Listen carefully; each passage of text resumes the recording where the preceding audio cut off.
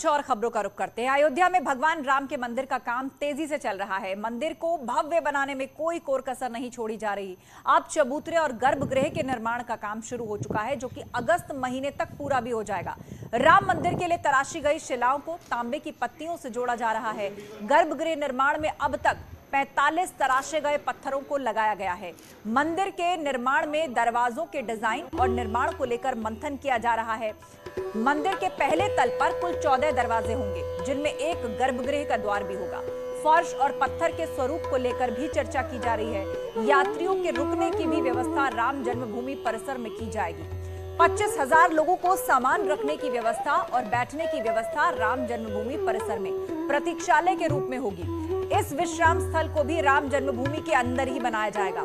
रामलला के गर्भगृह में लगने वाले दरवाजे को लेकर लकड़ियों का चयन भी किया जा रहा है और जानकारी के मुताबिक बहराइच के जंगलों के शीशम और सागौन की लकड़ी के सैंपल मंगाए गए हैं।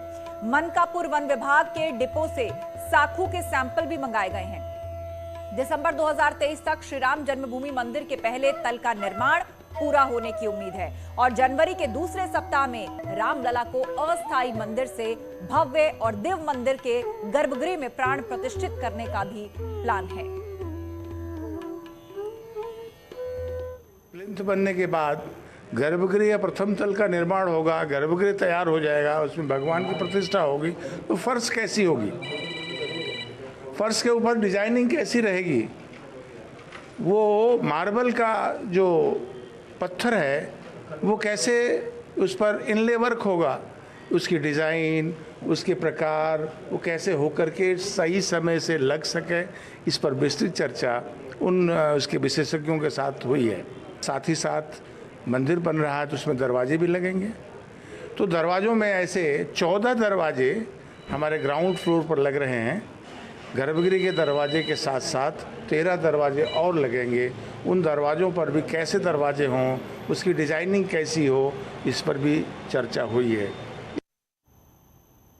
और आइए अब आपको बताते हैं कि राम मंदिर निर्माण में आगे की क्या तैयारी है और क्या क्या काम पूरा कर लिया गया है। राम मंदिर निर्माण का काम जो है तेजी से चल रहा है। चबूतरे और गर्भगृह का काम जारी है और बेहद तेजी से इस काम को किया जा रहा है। फिलहाल चबूतरे और गर्भगृह का काम बहुत ही स्पीड से चल रहा है।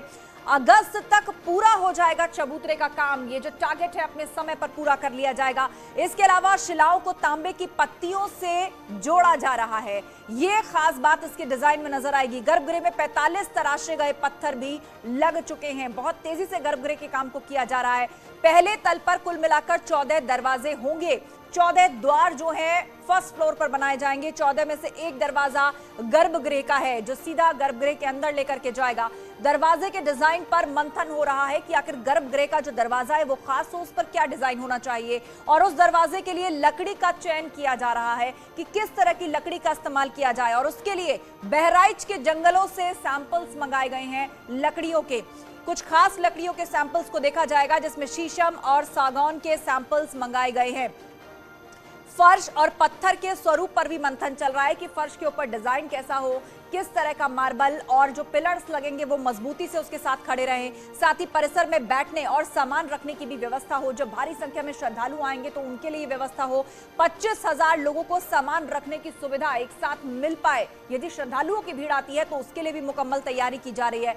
दिसंबर 2023 तक प्रथम तल का कार्य पूरा करने का जो है वो लक्ष्य रखा गया है और गर्भगृह में प्राण प्रतिष्ठा के साथ रामलला को अस्थायी विराजमान वो जहां पर हैं वहां से मंदिर में स्थापित किया जाए, इसका भी लक्ष्य रखा गया है। उधर भारत और नेपाल को जोड़ने वाली भव्य गौरव ट्रेन अयोध्या पहुंच गई है, जहां तीर्थ यात्रियों का भव्य स्वागत हुआ है। पर्यटन मंत्री जयवीर सिंह ने फूल मालाओं से तीर्थ यात्रियों का स्वागत किया है। यह ट्रेन आज रात 9:30 बजे अयोध्या से गोरखपुर के लिए रवाना होगी और उसके बाद गोरखपुर से नेपाल के जनकपुर जाएगी, जहां से फिर वाराणसी के लिए रवाना होगी। ट्रेन में 480 तीर्थ यात्री सवार हैं। रामायण सर्किट पर चलने वाली ट्रेन की पहली यात्रा में अयोध्या, नंदीग्राम, सीतामढ़ी, वाराणसी, प्रयागराज, चित्रकूट, पंचवटी, नासिक, हम्पी, रामेश्वरम और भद्राचलम जैसे लोकप्रिय स्थानों के अलावा पहली बार जनकपुर का धार्मिक स्थल भी शामिल होगा। भारतीय परंपरा, भारतीय जितने भी हमारे आध्यात्मिक रूप से जुड़े हुए महत्व के स्थान हैं, उनसे जुड़ने के लिए लोग चाहते हैं कि उनका अपना जीवन का कल्याण हो, मोक्ष हो।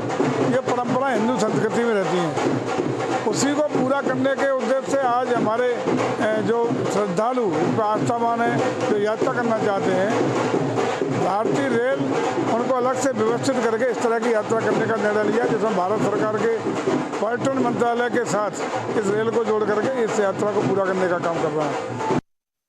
रामायण कालीन दृश्यों का दर्शन कराने के लिए भारत गौरव यात्रा की स्पेशल ट्रेन अयोध्या पहुंच चुकी है और हमारे साथ कुछ यात्री मौजूद हैं। इनसे पूछते हैं कि कैसी सुविधाएं हैं ट्रेनों में और क्या क्या सुविधाएं हैं। आप कब निकले इस ट्रेन से? शाम को 6:30 बजे चली है ट्रेन।